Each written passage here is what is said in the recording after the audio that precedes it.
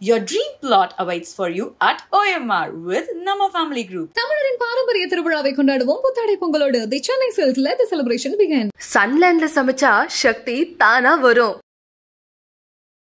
பெருமையா சொல்ற ஒரு பல்கலைக்கழகத்துல இப்படி ஒரு சம்பவம் நடந்திருக்கு அப்படின்னா, பெண்கள் குழந்தைகளை வந்து நம்ம வெளியில அனுப்பிட்டு அந்த பிள்ளை வீட்டுக்கு வந்து சேருமா அப்படின்னு சொல்லிட்டு வயிற்றுல நெருப்ப கட்டிட்டு இன்னைக்கு ஒவ்வொரு பேரண்ட்ஸ் இருக்க வேண்டியிருக்கு. ஏன் உங்க வீட்டுல எல்லாம் பொம்பளை பிள்ளைங்க இல்லையா? நீங்க எல்லாம் அக்கா தங்கச்சி கூட பிறக்கலையா? அந்த ஒரு பெண் குழந்தை இப்படி வந்து இன்னொருத்த இருக்கிறான்னு சொல்ற அந்த இவனை எதுக்காக மறைக்கிறாங்க? யாரை காப்பாத்தணும்?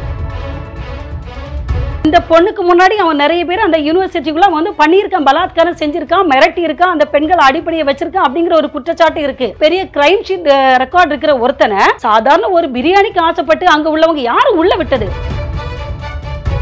இவனை மாதிரி ஒரு 10 பேரை ரோட்ல நிக்க வச்சு அதை போட்டு தள்ளினா எவருக்கும் அந்த மாதிரி ஒரு எண்ணமே வராதே. குழந்தையோட ஃபுல் டீட்டெயில் வெளியே வந்து எக்ஸ்போஸ் ஆகும்போது கண்டிப்பா இன்னொரு குழந்தை தன் மேலான பாலியல் குற்றச்சாட்டுக்கு போய் பதிலளிக்க கம்ப்ளைண்ட் கொடுக்கறதுக்கு பயப்படுவாங்க. அவங்க வந்து அந்த நேரம் ஏன் போனா, ஏன் பாய் ஃப்ரெண்ட் வச்சுக்கிட்டா, அவன் வந்து பாய் ஃப்ரெண்ட் வச்சிருக்கிறவளா எது பேசுறா அது அவளோட சுதந்திரம். அன்பு வணக்கங்கள். இன்று நம்முடன் பாஜக கட்சியிலிருந்து சௌதாமணி அவர்கள் நம்மோடு இணைந்துள்ளார். வணக்கம். கலாட்டை டிவி நேயர்களுக்கு வணக்கம். மேம், அண்ணா பல்கலைக்கழகம் ஒரு வரலாற்று சிறப்புமிக்க பல்கலைக்கழகத்துல அங்கு படித்து கொண்டிருக்கக்கூடிய மாணவிக்கு வளாகத்திலேயே பாலியல் துன்புறுத்தல் அப்படிங்கிறது வந்து நாடு முழுவதும் பேரதிர்ச்சி ஏற்படுத்தியிருக்கு. இந்த சம்பவம் குறித்த உங்களுடைய கண்டனங்களும் உங்களுடைய பார்வை.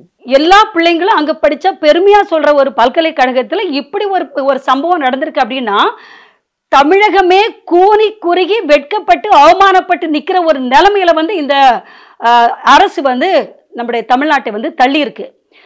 அதாவது பெண்கள் குழந்தைகளை வந்து நம்ம வெளியில அனுப்பிட்டு அந்த பிள்ளை வீட்டுக்கு வந்து சேருமா அப்படின்னு சொல்லிட்டு வயிற்றுல நெருப்ப கட்டிட்டு இன்னைக்கு ஒவ்வொரு பேரண்ட்ஸ் இருக்க வேண்டியிருக்கு. அந்த யூனிவர்சிட்டியில அவ்வளவு ஒரு பாதுகாப்பான இடத்துல அந்த குழந்தைக்கு ஒருத்தன் ஒரு பிரியாணி கடை வைக்கிறவன், பிரியாணி விற்கிறவன் உள்ள வந்து அந்த ஒரு அநியாயத்தை செய்யறான்னா அங்க எந்த அளவு பாதுகாப்பு குளறுபடி இருக்கிறது, எந்த அளவு வெளியாட்கள் நடமாட்டம் இருக்கிறது, எந்த அளவு பாதுகாப்பு இல்லாத சூழல் படிக்கின்ற மாணவிகளுக்கு இருக்குது அப்படிங்கிறது வந்து வெட்ட வெளிச்சமா தெரியுது. அப்போ இந்த ஒரு யூனிவர்சிட்டிலேயே இப்படிப்பட்ட ஒரு நிலைமை இருக்குன்னா, தமிழ்நாட்டில் இருக்கிற மற்ற யூனிவர்சிட்டியில மற்ற கல்லூரிகள்ல விடுதிகள்ல தங்கி படிக்கும் மாணவிகளுக்கு என்ன மாதிரியான நிலைமை இருக்கும்? ஒரு சிட்டில இருக்கிற ஒரு யூனிவர்சிட்டியில இந்த நிலைமைனா மற்ற பிள்ளைங்களுக்கு என்னென்ன பாதுகாப்பு, என்னென்ன பாதுகாப்பு குறைபாடு, என்னென்ன கொடுமைகள்லாம் அங்கே நடந்திருக்கும். அதையெல்லாம் வெளியில இந்த பிள்ளை தைரியமான பிள்ளை டக்குன்னு 100-100க்கு கால் பண்ணி சொல்லிட்டு, அது வந்து போலீஸ் அப்போ பார்த்தீங்கன்னா நான் ரெஜிஸ்ட்ரேஷன் எஃப்ஐஆர் வந்து பதிவு பண்ணலை, இவனை அரெஸ்ட் பண்ணிட்டு 12 மணிக்கே விட்டுருக்காங்க. கமிஷனர் வந்து பேட்டி கொடுக்குறாரு, இது மாதிரி அவர் வந்து ஃப்ளைட் மோட்ல வச்சிருந்தாங்கன்னு. நம்முடைய உயர்நீதிமன்றமும் கண்டனம் தெரிவிச்சிருக்கு. ஃப்ளைட் மோட்ல வச்சிருந்தாங்கன்னு சொல்றாங்க. அப்போ ஃப்ளைட் மோட்ல வச்சிருந்தானா அந்த பொண்ணுகிட்ட, அந்த பாதிக்கப்பட்ட அந்த குழந்தைகிட்ட அந்த 5 பெண்கள் குழு வந்து விசாரணை நடத்தும் போது அந்த குழந்தை சொல்லுது, இது மாதிரி அவன் வந்து இன்னொருத்தட்ட போன்ல பேசினான் அப்படின்னு சொல்லிக்கிட்டு.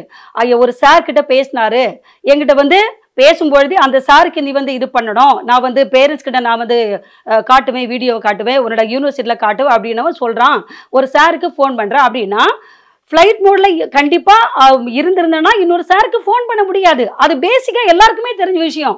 ஆனா ஃப்ளைட் மோட்ல இருந்து அப்படி ஒரு சம்பவமே நடக்கல, இவர் ஒருத்தர் தான் குற்றவாளிங்கிறது எப்படி நம்ப முடியும்? இப்ப போலீஸ் ஸ்டேஷன்ல போய் அந்த குழந்தை வந்து அந்த அரெஸ்ட் பண்ணாங்க, அந்த குற்றவாளியை வந்து கைது பண்ணாங்க. ஆனா போலீஸ்காரங்களுக்கு ஒரு நிமிஷம் வேணும். அவருடைய போனை எடுத்துக்கிட்டு யார் யாருக்கு கால் பண்ணி அந்த கால் ஹிஸ்டரி எடுத்து பார்த்தாலே யார் யாருக்கு கால் பண்ணியிருக்காங்க எல்லாமே தெரியும்.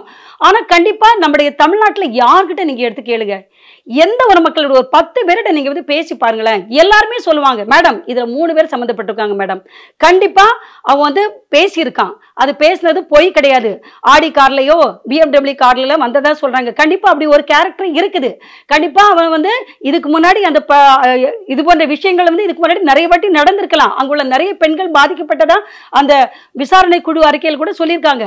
ஸோ இவன் இதுக்கு முன்னாடியே நிறைய பெண் குழந்தைகளை வந்து மிரட்டி இருக்கிறான். இது மாதிரி வேற யாரோ ஒரு மேலிடத்துக்கு ஒரு விஐபிக்கு யாரோ ஒருத்தருக்கு வந்து இந்த பெண்களை வந்து அவன் வந்து ஏதாவது போக சொல்லி ஏதோ வந்து கட்டாயப்படுத்தி அவன் துன்புறுத்தி இருக்கலாம். அதன் தொடர்ச்சியாகத்தான் அவன் வந்து சொல்லியிருக்கான், நீ அந்த சாருக்கு அட்ஜஸ்ட் பண்ணு அப்படின்னு சொல்லிட்டு. அப்படின்னா யார் அந்த சாரு? கண்டிப்பா ஒரு முக்கியமான ஆள் வந்து அதுல இருக்காங்க. இவங்க வந்து அந்த நபரை வந்து மறைக்கிறதுக்கோ அவரை காப்பாற்றுறதுக்கோ அவர் வந்து கண்டிப்பா இவங்க இவங்க அது சர்க்கிள்ல உள்ள ஒரு ஆளா தான் இருப்பாங்க. ஒன்ல ஏதோ அரசு துறையில இருக்கலாம், இல்ல ஒரு பெரிய விஐபியா இருக்கலாம், இல்ல வந்து இவங்க கட்சியில் உள்ளவங்களா இருக்கலாம், ஏதோ சம்பந்தப்பட்ட ஆளா கண்டிப்பா இருக்கணும். அதனாலதான் இவங்க இந்த அளவு அந்த கேஸை வந்து வலுவிழுக்க செய்யறதுக்கும் அந்த இதுல வந்து ஃபிளைட் மோட்ல இருந்தது, வேற ஞானசேகரன் தவிர வேற யாருமே இல்லை அப்படின்னு சொல்றதுக்கு காரணமே இதுதான். ஏன் உங்க வீட்டுல எல்லாம் பொம்பளை பிள்ளைங்க இல்லையா? நீங்க எல்லாம் அக்கா தங்கச்சி கூட பிறக்கலையா? அந்த ஒரு பெண் குழந்தை இப்படி வந்து இன்னொருத்த இருக்கிறான்னு சொல்ற அந்த இவனை எதுக்காக மறைக்கிறீங்க? யாரை காப்பாற்றணும்? ஆனா காவல்துறை வந்து எங்களுக்கு எந்த கட்சி சார்பும் கிடையாது. முதல்வர் உத்தரவுப்படி முதல்வர் என்ன உத்தரவு கொடுத்துருக்காரோ அதை செயல்படுத்துறது தான் எங்களுடைய பணியா இருக்கு அப்படின்னு சொல்லிட்டு அருண் அவர்களுடைய ஸ்டேட்மெண்ட் நம்ம எடுத்துக்கணும் இல்லையா, கமிஷனர் சாருடைய ஸ்டேட்மெண்ட். ஞானசேகர் நீங்க பாத்தீங்கன்னா அந்த ஆளு மேல அவன் மேல 20க்கும் மேற்பட்ட வழக்குகள் இருக்கு. ஏற்கனவே அவன் மேல இருக்கிற கிரைம் ஹிஸ்டரியே ரொம்ப பெருசு. நம்ம கோட்டூர்புரத்துல பிரசன்ன வெங்கடேச பெருமாள் கோவில் நிலத்தை ஆக்கிரமிச்சு அவன் வீடு கட்டியிருக்கான். அவன் வீட்டில் வந்து அவ்வளோ பட்டா கத்தி அது இதெல்லாம் கைப்பற்றியிருக்காங்க. அவ்வளோ சொத்துக்கள் ஆவணங்களை வந்து பறிமுதல் செஞ்சுருக்காங்க. ஏற்கனவே அவன் பார்த்தீங்கன்னா இந்த அமிஞ்சிக்கரை, இங்கே வேளச்சேரி, இது மாதிரி நிறைய இடங்களில் வந்து அவன் திருடி அவன் வந்து அந்த கேஸும் அவன் மேலே இருக்குது. ஸோ இது தவிர இந்த பொண்ணுக்கு முன்னாடி அவன் நிறைய பேர் அந்த யூனிவர்சிட்டிக்குள்ள வந்து பண்ணியிருக்கான், பலாத்காரம் செஞ்சிருக்கான், மிரட்டி இருக்கான், அந்த பெண்களை அடிப்படையை வச்சிருக்கான் அப்படிங்கிற ஒரு குற்றச்சாட்டு இருக்கு. ஆனால் அந்த பிள்ளைங்க எல்லாம் பயந்துக்கிட்டு வெளியில வந்து சொல்லலை. ஸோ இவ்வளோ ஒரு பெரிய கிரைம் ஷீட் ரெக்கார்ட் இருக்கிற ஒருத்தனை சாதாரண ஒரு பிரியாணிக்கு ஆசைப்பட்டு அங்கே உள்ளவங்க யாரும் உள்ள விட்டது? காவலர்கள் விட்டாங்களா? இல்லை யாரோட துணையோடு அவன் உள்ள போனான்? அவன் அந்த ஒரு யூனிவர்சிட்டிக்கு இவ்வளோ 800க்கு மேற்பட்ட சிசிடிவி இருந்தது, 700 சில்லற சிசிடிவி தான் ஒர்க் ஆச்சுது, இப்போ எல்லாத்தையும் சரி பண்ணிட்டீங்கன்னு இப்படிலாம் நீங்கள் அறிக்கை கொடுக்குறீங்களே. இவ்வளோ ஒரு 5 வாசல்கள் இருக்குது, 5 வாசல்லையும் காவலாளி இல்லையா? 80க்கு மேற்பட்ட காவலாளி, 60க்கு மேற்பட்ட காவலாளி, ஒவ்வொரு நாளும் ஒவ்வொரு கணக்கு சொல்றீங்க. இப்போ இவன் உள்ள ரெகுலராக வந்துட்டு தானே இருக்கிறான். அப்போ இவன் யாரு எப்படிப்பட்டவன்னு யாருக்குமே தெரியாதா? ஒரு விளக்கம் கொடுக்குறாங்க. இந்த ஞானசேகரன் அவருடைய ஒன் ஆஃப் த ஒய்ஃப், அவருக்கு 3 மனைவி கிட்ட இருக்காங்க. அதில் ஒன் ஆஃப் த ஒய்ஃப் வந்து அண்ணா யூனிவர்சிட்டியில் உள்ள வேலை பார்க்குறனாலையும் அவரை கொண்டு விடுறதுக்காக வந்தவர் அப்படிங்கிற மாதிரியான ஒரு தகவலை வந்து கொடுக்குறாங்க. இது மாதிரி கொடூர குற்றங்களை இழைக்கிறவங்க மேல உடனடியா நீங்க என்ன நடவடிக்கை எடுத்தீங்க? போக்சோ சட்டம்னு ஒரு சட்டம் இருக்கு, அதெல்லாம் பெருசா இது பண்ண மாதிரியும் அந்த சட்டம் நீர்த்து போக செய்யற மாதிரி தான் இவங்க செய்யற ஒவ்வொரு நடவடிக்கை இருக்கு. இவரை என்ன பண்ணியிருக்கணும்? நம்முடைய எங்கள் குமரி மாவட்டத்தை சேர்ந்த திரு சைலேந்திர பாபு அவர்கள் ஆணையாளராக இருந்த போது கோவையில நடந்தது அந்த முஸ்கான் ரித்திக் அந்த குழந்தை கடத்தும் போது என்கவுண்டர். இவனை மாதிரி ஒரு 10 பேரை ரோட்ல நிக்க வச்சு போட்டு தள்ளினா எவருக்கும் அந்த மாதிரி ஒரு எண்ணமே வராதே. எப்படி பிள்ளைங்களை நாங்கள் நிம்மதியாக காலேஜுக்கு ஸ்கூலுக்கு அனுப்புறது? ஒரு ஸ்கூலுக்கு ஒரு வேலை செய்கிற இடத்துல ஒரு ட்ரெயினில் ஒரு ட்ராவல் பண்ண முடியல, ஸ்கூலுக்கு போக முடியல, காலேஜ்லையும் இல்லை காலேஜில் படிப்பு முடிச்சுட்டு ஒரு எக்ஸ்ட்ரா கிளாஸ் முடிச்சுட்டு நைட்டு வீட்டுக்கு வர முடியல, ஒரு ஆஃபீஸில் வேலைக்கு போனால் நைட்டு 10 மணிக்கு பெண்கள் வந்து தனியாக வீட்டுக்கு வர முடியல. இவங்க போகிற இடத்துல எல்லாம் பேரண்ட்ஸ் போயிட்டு இருக்க முடியுமா? இவ்வளவு சென்சிட்டிவான வழக்கில் எஃப்ஐஆர் லீக் ஆனது, அந்த பெண்ணுடைய அனைத்து தரவுகளும் வெளியே வந்தது ஒரு அதிர்ச்சிகரமான ஒரு விஷயமா இருக்குது. இதுல இருந்து நம்ம என்ன புரிஞ்சிக்க முடியுதுன்னா, இது மாதிரியான சம்பவங்கள் காவல்துறையில அலட்சிய போக்கில் நடக்கும்போது இனிமே ஐயோ இந்த மாதிரியான ஒரு சம்பவம் நடந்து நம்ம போய் எஃப்ஐஆர் கொடுத்தோம்னா அது ஒரு பயத்தை ஏற்படுத்தும் இல்லையா? இப்ப இந்த குழந்தைக்கு மேலேயே அந்த எஃப்ஐஆர் கண்டிப்பா அந்த குழந்தைக்கு ஆயுள் முழுக்க அதை நினைச்சு அது வந்து மனசு வெம்பி வேதனைப்பட்டு அது வந்து வருந்துற ஒரு அந்த குடும்பமே வருந்துற ஒரு சூழ்நிலை தான் இவங்க தள்ளியிருக்காங்க. ஸோ இப்படி ஒரு குழந்தையோட ஃபுல் டீட்டெயில் வெளியே வந்து எக்ஸ்போஸ் ஆகும்போது கண்டிப்பா இன்னொரு குழந்தை தன் மேலான பாலியல் குற்றச்சாட்டுக்கு போய் பதிலளிக்க கம்ப்ளைண்ட் கொடுக்கறதுக்கு பயப்படுவாங்க, அந்த பேரண்ட்ஸும் பயப்படுவாங்க. இன்னைக்கு பார்த்தீங்கன்னா நாட்டில் நடக்கிற இது மாதிரி பாலியல் குற்றங்கள்ல 90% குற்றங்கள் மறைக்கப்படுது. வெளியிலே சொல்றது இல்லை, பயந்துக்கிட்டு அசிங்கப்பட்டு வெளியில சொல்றது இல்லை, பேரண்ட்ஸ் பயப்படுறாங்க. அந்த குழந்தையோட ஃபியூச்சர் என்ன ஆகுன்னு 90% மேற்பட்ட குற்றங்கள் வெளியிலே தெரியறது இல்லை. 10% இது மாதிரி தைரியமா எத்தனை பிள்ளைங்க வெளியில வந்து சொல்றாங்க ரொம்ப பாதிக்கப்பட்டு அந்த குழந்தை முடியாம ஆகி இல்ல கொலை செய்யப்பட்டு இந்த மாதிரி ஒரு கண்டிஷன்ல தான் வெளியிலே வருது. அதுலயும் வந்து நிறைய அந்த NCRBல வந்து அந்த அதுல ரெக்கார்டு பதிவாயிரும், எஃப்ஐஆர் வந்து ரெஜிஸ்டர் பண்ணா அதுல வந்து ரெக்கார்ட் ஆயிரும்.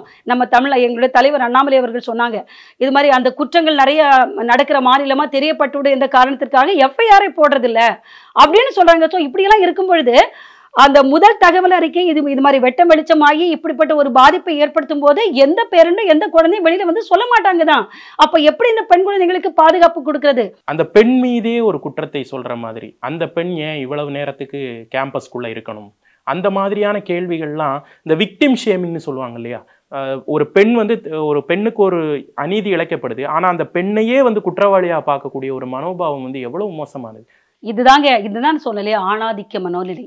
இன்னும் அப்படிதான் இருக்காங்க. அந்த குழந்தை இப்படி பாதிக்கப்பட்டதே, இவ்வளவு பிரச்சனைகள் இருக்குதே, அங்கிற அந்த ஒரு ஹியூமனிட்டி, ஒரு பேசிக் கர்டசி கூட இவங்க இல்லாம அவங்க வந்து அந்த நேரம் ஏன் போனா, ஏன் பாய் ஃப்ரெண்ட் வச்சுக்கிட்டா, ஒரு காலேஜில் படிக்கிற மற்ற பொது ஜனத்தில் உள்ள யாரோ ஒருத்தர் பண்ணிட்டா அது உனக்கு குற்றம். அது அவளோட சுதந்திரம். அவன் வந்து பாய் ஃப்ரெண்ட் வச்சிருக்கிறவளா எடுத்து பேசுறோம், அது அவளோட சுதந்திரம். நம்முடைய அண்ணல் காந்தி அப்படி என்ன சொன்னாரு, நடு இரவு 12 மணிக்கு எந்த ஒரு பெண் தன் உடல் முழுக்க நகையோட அது எந்த ஒரு பயமும் இல்லாமல் நடு ரோட்டில் செல்கிறாளோ அன்னைக்குதான் நம்முடைய நாடு சுதந்திரம் கிடைச்சதுன்னு. இப்ப இவங்க இது மாதிரி, அதாவது அமைச்சர்களாக இருக்கிறவங்க கூட இந்த மாதிரி பேசுறாங்க. ஏன் இப்போ போனாங்க, ஏன் அவங்களுக்கு எதனால போனாங்க, அவங்க மேலாம் குற்றம் இப்படி சுமத்தும் பொழுது இன்னும் 100 ஆண்டுகள் ஆனா கூட கண்டிப்பா இந்த பெண்களுக்கு இது மாதிரி ஆள்கிட்ட நமக்கு விமோசனமே கிடைக்காது. இன்னும் இப்படியே தான் இருந்தாகணும். ஆனா இதுக்கு என்ன பண்ண, பெண்கள் தன்னை வந்து மாற்றணும், பெண்கள் தைரியத்தை எடுக்கணும். இப்போ சமூக வலைத்தளங்கள்ல பார்த்தீங்கன்னா, இப்போ 2 நாள் முன்னாடி கேரளாவில் ஹனி ரோஸ் அப்படிங்கிற நடிகையை வந்து அவதூறாக பதிவிட்டாங்கிறதுக்காக அவர் வந்து கேஸ் கொடுத்து அவர் ஒருத்தர் மேலே அரெஸ்ட் பண்ணியிருக்காங்க. பெண்களுக்கு வந்து முதல்ல தைரியம் வரணும். சும்மா ஒரு சின்ன சின்ன விஷயத்துக்கெல்லாம் பயப்படக்கூடாது. முதல்ல வந்து ஃப்ரெண்ட்ஸ் வச்சிருக்கலாம், சரி, அந்த ஃப்ரெண்ட்ஸ் வந்து உண்மையிலேயே ஒரு குவாலிட்டியான ஒரு ஃப்ரெண்ட்ஷிப் வந்து மெயின்டைன் பண்ணணும். இப்போ இந்த பிள்ளை எடுத்துக்கோங்க, இந்த பிள்ளை அவரோட பாய் ஃப்ரெண்டு கூட போய் உட்காந்து பேசிட்டு இருந்தான். அப்போ தான் இந்த ஞானசேகரன் வந்து பயமுறுத்தினா, அவன் பயந்து ஓடிட்டான். அப்போ ஒரு பயந்து ஓடுகிற நிலைமையில் இருக்கிற ஒரு பையனா கூட இருந்தான். இல்லை அவன் அந்த பையன் வந்து அவன் போய் சொல்லியிருக்கலாமா, இது மாதிரி அந்த பொண்ணை இது மாதிரி பண்ணுறான் அப்படின்னு சொல்லி கம்ப்ளைண்ட் பண்ணியிருக்கலாம் இல்லையா? ஏன் அவன் கம்ப்ளைண்ட் பண்ணல? அவன் உண்மையிலேயே கம்ப்ளைண்ட் பண்ணானா பண்ணலையா? கம்ப்ளைண்ட் பண்ண ஏன் அவங்க வந்து இங்கே காவல்துறைக்கு சொல்லலை? ஏன் இந்த மாதிரி கேள்விகள் நிறையவே எழுது. இல்லை இப்படி ஒரு பையன் இருந்தான் அப்படின்னு சொல்லி இவங்க ஜோடித்த கதையா? அந்த பெண் மேல ஒரு பெண்ணை குற்றம் சாட்டணும், ஒரு பெண்ணை மோசமானவளாக சித்தரிக்கணும் அப்படின்னு சொல்லிக்கிட்டு இது மாதிரி ஏற்கனவே ஃபிளைட் மோட்ல போச்சுன்னு ஒரு கதையை கலப்பின மாதிரி இது ஒரு கட்டுக்கதையை கலப்பினாங்களா? கிரைம் சீன் இன்னுமே நமக்கு ஒரு அதிகாரப்பூர்வ தகவலா வரல. அதனால நம்ம எல்லாம் ஒரு யூகத்தின் அடிப்படையில எல்லாமே சொல்ல வேண்டியிருக்கு. ஸோ இந்த விக்டிம் ஷேம் பண்றவங்க, பெண் குழந்தைங்களை வந்து இது மாதிரி பண்றவங்க எல்லாம் அவங்க வீட்டுல எல்லாம் அப்ப பெண்களை அப்ப எப்படி நடத்துவாங்க? அவங்க வீட்டுல இப்படிதான் நடத்துவாங்களா? பெண் குழந்தைங்க யார்கிட்ட பேசக்கூடாது, வெளியில போகக்கூடாது அப்படிதான் அவங்க சொல்லுவாங்களா? அதெல்லாம் சொல்றதுக்கு இவங்க யாரும் உரிமை கொடுத்தது? ஸோ பெண்கள் வந்து என்ன செஞ்சாலும் குற்றம்.